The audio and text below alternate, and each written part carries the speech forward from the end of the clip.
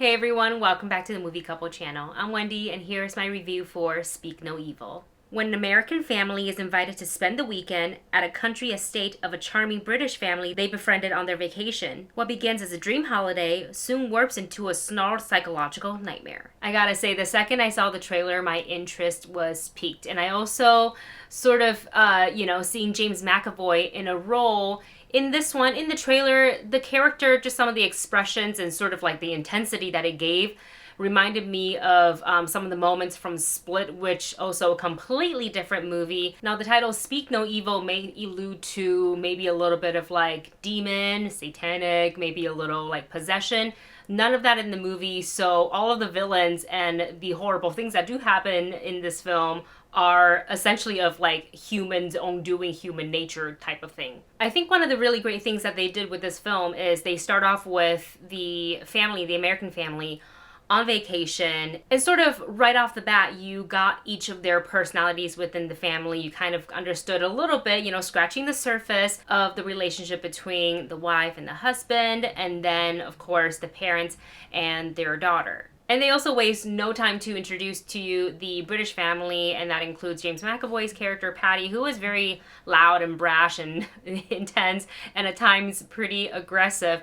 And that already, I think, as an audience, when you see that, you're like, I'm seeing a lot of red flags. But what's so great about James McAvoy as an actor in this role is that he is still like, there's still a touch of like charm and charisma to him, even though you look at him, and I mean you can tell from the trailer as well, you're like, there's something's wrong with this dude, something's wrong with the whole family, but nonetheless the two families, they befriend each other, they start sitting together at dinners at the hotel at their vacation, and that leads to Patty and Sierra, the British family, inviting the American family to their country estate to stay for like a short little holiday. And once we get to the countryside estate, that is when everything comes to a head. But what I really like is how they kind of build it up. Like, there's something going on. Who really are these people?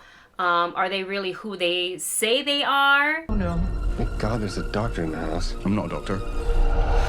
What? And one of the most interesting thing is you're trying to figure out, the kid who in the trailer you see him kind of, obviously he can't speak, and they, say that right away top of the film, like, oh, he, has, they basically say that he has trouble communicating. I will also note that this movie doesn't rely that much on jump scares. I actually thought that it was going to have jump scares aplenty. There are a couple here and there, but nothing like I'm thinking of a house setting, like survival horror movie, like Don't Breathe. It's not jump scares like that, but there is still a lot of intense moments where you feel the tension, you feel the anxiety in your body as you're watching things play out. I should also mention, I was not expecting, I walked in expecting a very dark movie, and I didn't expect for me to laugh, and I didn't expect the theater to laugh so much during this movie, just because like the line deliveries by James McAvoy, by Scoot McNairy, just by the characters, and the way it's lined up, given the situation that they are in, it plays out so funny. For me anyways, it wasn't feeling like I was laughing like at the lines, like it was bad writing or whatever. Like it's funny and it's fun, especially given how awkward the situation becomes as the family stays longer. They're like, we need to leave, but how do we politely say so, because these people are weird. And without giving too much away, unless you've seen the original already, I will say the third act really makes everything that you have learned from Act 1 and Act 2, everything, like the payoff, they put all of that kind of like it's heavy-ended in the third act. It is the most intense out of the three, which makes sense for a horror movie. And that's also where you're going to get the most like horror movie action, almost like a little bit of that like horror survival, fight or flight situation our characters find themselves in. What this movie also does is it has a lot of the moments, specifically for the American family, where you want to yell at the screen, because it's you're feeling intense, like a lot of anxiety in that moment, but it's because you're making these choices, and you have those every now and again in horror movies, like, no, Sarah, why did you go upstairs? Why would you do that? Just leave.